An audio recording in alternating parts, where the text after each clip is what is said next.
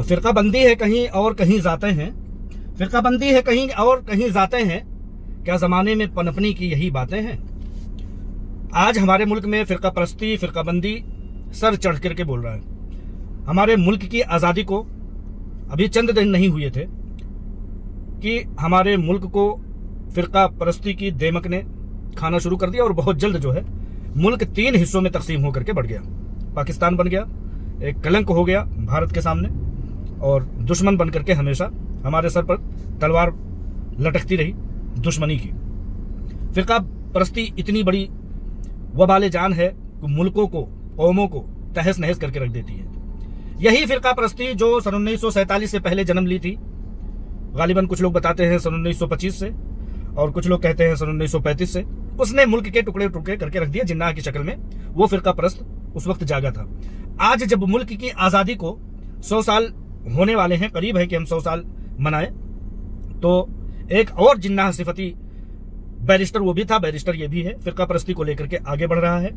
और कुछ छोटे छोटे नौजवान तबका के लोग उसको सपोर्ट कर रहे हैं। मुअज़्ज़िज़ीन और बड़ी बड़ी हस्तियों ने कभी उसका सपोर्ट नहीं किया, लेकिन खुल करके उसका विरोध भी नहीं किया। बहुत खास लोगों ने उसकी मुखालफत की। जरूरत इस बात की है कि उलमा, मुअज़्ज़िज़ीन, मुबस्सिरीन और मुसन्निफीन और इस तरह के जितने भी बेदार मग़ज़ लोग हैं, उन लोगों को आगे आना चाहिए और इस फिरका परस्ती को जड़ से खत्म करने की कोशिश करनी चाहिए। वरना ऐसा ना हो कि बहुत देर हो जाए और मुल्क में एक बार फिर से काट मार बपा हो, उसी तरह से जिस तरह से 1947 में एक फिरका परस्त जिसका नाम जिन्नाह था, उसने मुल्क के टुकड़े टुकड़े कर दिए। एक बार फिर खुदा न खास्ता ऐसा कोई वक्त हो तो मुअज़्ज़िज़ीन और ख़ास तौर से उलमा को आगे आना चाहिए।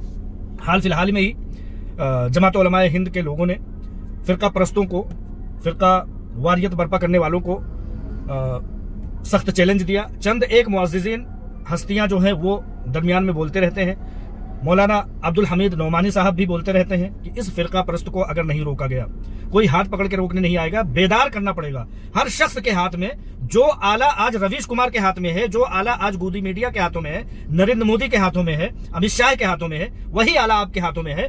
बस फर्क इतना है कि आप अपनी जो है अहमियत को नहीं जानते, वो उसी चीज को इस्तेमाल कर रहे हैं। आप देखेंगे, मैंने बारहा कहा है कि ये फिरका परस्त असदुद्दीन ओवैसी जो है उसी आले को इस्तेमाल करते हुए अपनी फिरका परस्ती की बीज बो रहा है। अपने आप को तो वो बचा रहा है, अपनी गुनाहों की नगरी को तो बचा रहा है, लेकिन पूरे कौम को राडार पे खड़ा करके उनको तोपों के सामने रखे हुए है। कब हिंदुस्तान में जो है कत्ल गारत गरी बर्पा हो जाए, इसी तरफ ये आगे बढ़ रहा है। वो तो खुद महफूज रहेगा, जिस तरह की जिन्नाह ने मुल्क को तकसीम करने के बाद चंद 1 सालों के बाद मर गया, वो खुद तो महफूज हुआ, खुद तो कुर्सी पर बैठ गया, खुद तो ये मौजूदा जिन्ना जो है 3000 करोड़ से ज्यादा प्रॉपर्टीज को लेकर के खुद को तो महफूज कर रहा है, लेकिन कौम को, कौम के बाशिंदों को, मुल्क के बाशिंदों को, हमवतनों को आपस में दस्तगिरबान करने के लिए मुकम्मल आग में घी डालने का काम कर रहा है।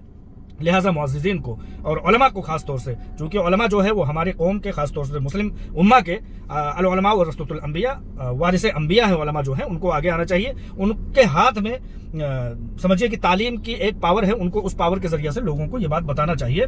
मौलाना अब्दुल हमीद नौमानी साहब ने एक पोस्ट जारी किया है, उसको मैं आप लोगों के सामने कह देता हूँ। वो कहते हैं कि पूरे मुल्क में चुन चुन कर मुस्लिम कायदीन को खत्म कर दिया जा रहा है और किया जा रहा है। आप लोग जानते हैं कि इस जिन्नाह सिफती बैरिस्टर असदुद्दीन ओवैसी के हर रियासत में जाने से पहले 100 मुस्लिम कायदीन हुआ करते थे, 100 मुस्लिम लीडर हुआ करते थे, लेकिन वो अब घटते घटते वो 60-70, अभी बंगाल की हालिया मिसाल ले लिया जाए तो पिछले दिनों 7 मंत्री मुस्लिम हुआ करते थे बंगाल में और 70 MLA हुआ करते थे बंगाल में।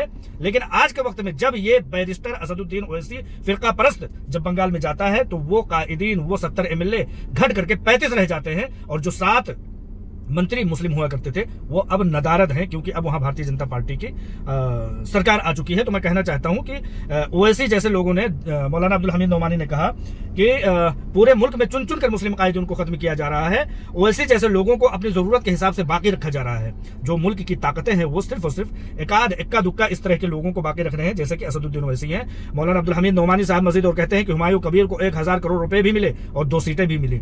खेल में अरवाह सलासा की शमूलियत है, खेल में अरवाह सलासा जो बड़ी बड़ी ताकतें हैं तीन, उनकी शमूलियत है। हिंदुओं में मुसलमानों का खौफ यह बीजेपी ने पैदा कर दिया है। बाबरी मस्जिद की तामीर का नारा यह हुमायूं कबीर ने जगा दिया है, और मुसलमान वजीर आला बनेगा ये ओवैसी का नारा है। इन दोनों के खौफ से मिलकर हिंदुओं को मुत्तहिद कर दिया गया है।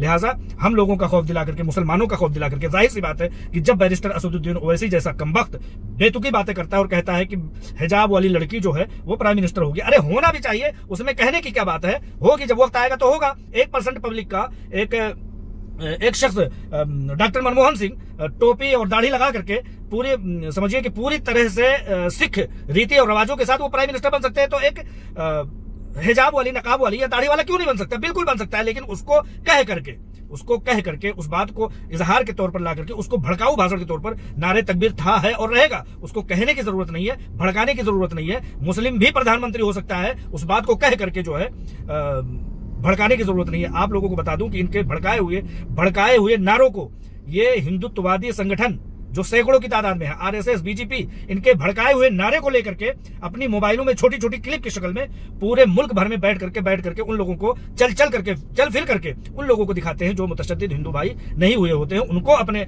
जमात में शामिल करने के लिए इन लोगों के भड़काऊ, असदुद्दीन ओवैसी जैसे लोगों के, उसके भाई जैसे लोगों के भड़काऊ भाषण को दिखा करके उनको बीजेपी वाला बनाया जाता है। और यह कौल मशहूर है, आप लोगों के सामने भी आया होगा कि नरेंद्र मोदी और अमित शाह और भारतीय जनता पार्टी के बड़े बड़े लीडरों की तकरीरों से जितना भारतीय जनता पार्टी में लोग शामिल नहीं होते हैं, उससे ज्यादा बैरिस्टर असदुद्दीन ओवैसी के भड़काऊ भाषण देने से लोग भारतीय जनता पार्टी में शामिल होते हैं। लिहाजा उलमा को, मुअज़्ज़िज़ीन को, मुफक्किरीन को आगे आना होगा, वरना ये फिरका परस्ती की जो हवा चली है, जो आंधी चली है, जो बयार चली है, जो जहरीली हवा चली है, ये कहीं देर ना हो जाए और कहीं बहुत ज्यादा आगे ना पहुंच जाए। इसलिए आज ही इसकी तैयारी करनी होगी। हमारा मुल्क दुनिया का सबसे खूबसूरत मुल्क है। इस मुल्क को, इस गुलदस्ते जैसे मुल्क को, मुख्तलिफ फूलों की से सजाए गए देश को बचाना होगा, वरना ये फिरका परस्त लोग एक बार फिर से 1947 जैसी हालत ले आ देंगे। हमें ऐसा गुमान और ऐसा कहीं ना कहीं खतरा महसूस होता है, इसलिए मुअज़्ज़िज़ीन को आगे आना होगा। अस्सलाम वालेकुम रहमतुल्लाहि व बरकातहू।